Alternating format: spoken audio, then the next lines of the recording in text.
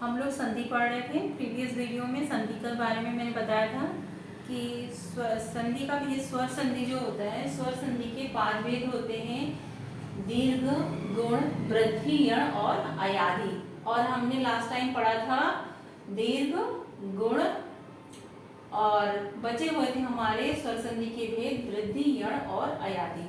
आज के इस वीडियो में मैं आप लोगों को वृद्धि संधि के बारे में बताऊंगी। वृद्धि संधि क्या होता है? वृद्धि का अर्थ मतलब उसकी आयु बढ़ जाना, किसी चीज की वृद्धि हो जाना। ठीक है, तो इस प्रकार से आप समझ लीजिए, जहाँ पे मैं आपको परिभाषा के तौर पे नहीं समझा रही हूँ, एक ऑप्शन के तौर से समझ लीजिए, किसी चीज की वृद्धि हो जाना, इसका मतलब होता है वृद्धि संधि। ठीक है, उसमें होगा अ या आ के बाद स्वर अ और आ के बाद ए, ऐ, आए, तो ये क्या हो जाएगा? ऐ बन जाएगा। ऐ मतलब डबल मात्रा हो जाएगी। ठीक है, ऐ हो जाएगा। या अ और आ के पश्चात ओ, औ आए तो क्या हो जाएगा? औ हो जाएगा। या फिर ओ आए, शायद सिंगल मात्रा वाला ओ आ जाए या फिर डबल मात्रा वाला ओ आए, दोनों ही कंडीशन में क्या हो जाएगा? ये औ की मात्रा में परिवर्तित हो जाएगा जब हम इसका संधि विच्छेद करके जब हम एक साथ लिखते हैं। तो जैसे उदाहरण देख लीजिए, एक उदाहरण बता रही हूँ मैं आपको। जैसे एक धन एक, तो एक धन एक में देखिए अ है और इधर किसकी मात्रा हो रही है? ए की मात्रा हो रही है, ए की मात्रा। तो ए की मात्रा और अ की मात्रा दोनों मिलके क्या बन रहा है? ए की मात्रा। इधर बताया था मैंने आपको, ए की मात्रा में क्या हो रहा है? परिवर्तित हो जा रहा है। तो ये क्या हो गया? एक एक बन जाता है। जब संधि विच्छेद करते हैं तो संधि विच्छेद को करते वक्त हमें विशेष ध्यान देना पड़ता है, तभी हमें पता चलेगा कि ये कौन सी संधि है। एक दूसरा उदाहरण ले लेते हैं, जैसे कि लोक धन एषणा। इसमें क्या हो रहा है? इसमें भी अ आ रहा है और इधर देखिए, इधर ए आ रहा है। तो ए और अ मिलके ए की मात्रा में ही परिवर्तित हो जाएगा। उसी प्रकार से जैसे फर्स्ट उदाहरण हमने लिया था, लोकेशणा हो जाता है। ठीक है, नेक्स्ट उदाहरण देखिए, मत धन ऐक्य। मत में अ हो रहा है, जहाँ पे कुछ नहीं लिखा है, कोई भी अक्षर हो उसके आगे हमें क्या समझ लेना है? उसका वो उसके साथ अ हमेशा हर व्यंजन के साथ जुड़ा होता है। जैसे मत धन ऐक्य, तो मत में अ यहाँ पे छुपा हुआ है, तो ये क्या हो गया? अ स्वर हो गया। और क्या है?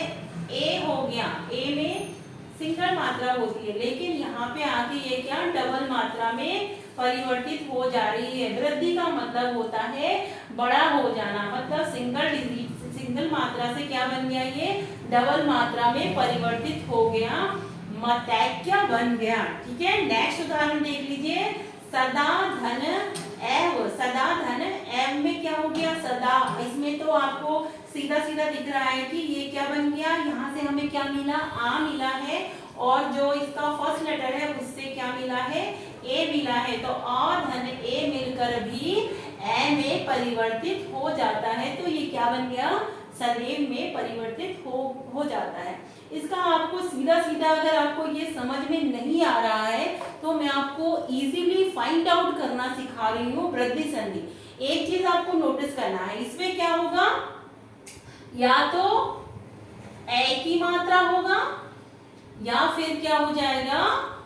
औ की मात्रा। औ की मात्रा मतलब औ मतलब डबल मात्रा, इस प्रकार की मात्रा हो जाएगी। तो क्या हो जाएगा? ये औ की मात्रा हो जाएगा या फिर क्या हो जाएगा? ए की मात्रा में परिवर्तित हो जाएगा। वृद्धि का मतलब बढ़ना, मतलब ए की मात्रा से ये ए की मात्रा में परिवर्तित हो गया, और ये जो है ओ की मात्रा से औ की मात्रा में परिवर्तित हो जाएगा। तो आप समझ लीजिए, ऐसे मात्राएं जिसमें ए की मात्रा और औ की मात्रा आता है तो वो वृद्धि संधि का उदाहरण हो जाएगा। आपको बस इतना समझ लेना है कि कोई इंसान वृद्ध हो गया है, अब वो एक अपने पैरों के सहारे से नहीं चल सकता, उसको 2 लाठियों की आवश्यकता होगी, तो वृद्धि संधि होगा। ठीक है, एक नॉर्मल सा ट्रिक आपको बताएं। और आप इसको इजीली फाइंड आउट कर सकते हैं, इसमें कोई भी संदेह नहीं होना चाहिए। अगर फिर भी आप लोगों को समझ में नहीं आता है तो आप लोग कमेंट बॉक्स में जरूर लिखिए, ठीक है। नेक्स्ट है संधि, कौन सा आ रहा है हमारा, यण संधि। अब यण संधि को समझ लीजिए। यण संधि में है छोटी ई, बड़ी ई, छोटा ऊ, बड़ा ऊ, री के बाद क्या होगी, विभिन्न स्वर। कोई भी विभिन्न स्वर आ सकते हैं। आए तो क्या हो जाएगा, छोटी ई और बड़ी ई का क्या बन जाएगा, यो में परिवर्तन हो जाएगा। और क्या होगा, छोटा ऊ बड़ा ऊ का वो में परिवर्तन हो जाएगा। आगे के हम लोग उदाहरणों में समझेंगे। तथा री का क्या हो जाएगा, री रॉ में परिवर्तित हो जाता है, ठीक है। उदाहरण के तौर पे समझ लीजिए, जैसे कि अति धन अधिक। अति धन अधिक में क्या हो रहा है, यहाँ पे ई हो रहा है, ई की मात्रा हो रहा है, और यहाँ पे ओ की मात्रा। ओ का तो कोई मात्रा ही नहीं होता है, ओ स्वयं ही एक व्यंजन होता है, ठीक है। तो ई धन ओ बराबर क्या हो गया, अत्यधिक। अभी हमने क्या बताया था, यो की मात्रा में परिवर्तित हो जाता है। तो देखिए उदाहरण में क्या हो गया, ये यो बन गया है, यो में परिवर्तन हो जाता है। क्या हो गया, अति धन अधिक का अत्यधिक हो जा रहा है। तो ई धन अ बराबर क्या बन गया, यो में परिवर्तन हो गया है। तो ये क्या हो गया, अत्यधिक में परिवर्तित हो गया है, ठीक है। नेक्स्ट उदाहरण देखिए, जो हमने ऊपर लिखा था, इससे समझिए। उदाहरण के तौर पर देखिए, यदि धन अपि। यदि धन अपि में यहाँ पे हो रहा है छोटी ई प्लस अ। छोटी ई प्लस अ बन के य बन गया, तो क्या बन गया, यहाँ पे यद्यपि बन गया है, ठीक है। नेक्स्ट उदाहरण देखिए, उपरी। ऊपरी, ऊपरी धन उक्त। उपरयुक्त क्या हो गया, उपरयुक्त। तो क्या हो गया, ये र जो है ऊपर लग गया है, या नीचे आके यहाँ पे छोटे ऊ की मात्रा हो गया। तो यहाँ पे भी क्या हो गया, ई धन ऊ बराबर उपरयुक्त हो गया है। क्या हो गया, उपरयुक्त में परिवर्तित हो गया है। नेक्स्ट उदाहरण देख लीजिए, नि धन ऊन। नि धन ऊन, तो न्यून क्या बन गया, न्यून में परिवर्तित हो गया है। और नेक्स्ट उदाहरण देखिए, सु धन आगत। तो क्या हो गया, ऊ धन अ बराबर व बन जाता है। आगे हमने पढ़ा था यहाँ पे, ऊ धन अ बराबर व बन जाता है। तो क्या हो गया, स्वच्छ बन गया है, ठीक है। अगर आपको इस प्रकार से समझ में नहीं आ रहा है तो मैं आप लोगों को बता देती हूँ एक ट्रिक, जो आप इजीली फाइंड आउट कर सको। यण संधि का उदाहरण आप समझ लीजिए, जहां पे भी क्या होगा, आधा अक्षर आता है। जहां पे भी आधा अक्षर आए तो समझ लीजिए क्या है, ये यण संधि का उदाहरण है। आधा अक्षर देखिए, सारे जितने भी एग्जाम्पल देखिए आप, अत्यधिक हो गया, यद्यपि हो गया, इत्यादि हो गया, और जो उपयुक्त है, न्यून है, स्वच्छ है, इनमें सब में क्या हुआ, देखिए आधा शब्द, आधा अक्षर, सब में आधा अक्षर का हो रहा है कि नहीं है। देखिए हर चीज में आधा अक्षर आ रहा है। तो जिसमें भी आधा अक्षर आता है, आधा का मतलब यण संधि हो जाएगा, ठीक है। आई होप आप लोगों को समझ में आ रहा होगा। नेक्स्ट हमारे पास बच जाता है कौन सा, अयादि संधि। यहाँ तक अगर आप लोगों को समझ में आ गया तो हम अयादि संधि को समझ लेते हैं। अब अयादि संधि क्या होता है ये समझ लीजिए, फाइंड आउट कर लीजिए। अयादि संधि किसे कहते हैं, इसको भी आपको मैं बिल्कुल इजी ट्रिक से समझाऊंगी कि अयादि संधि क्या होता है। अयादि संधि को पहचानने का सबसे अच्छा और बढ़िया सा ट्रिक बताती हूँ मैं आप लोगों को। पहले आप समझ लीजिए अयादि संधि।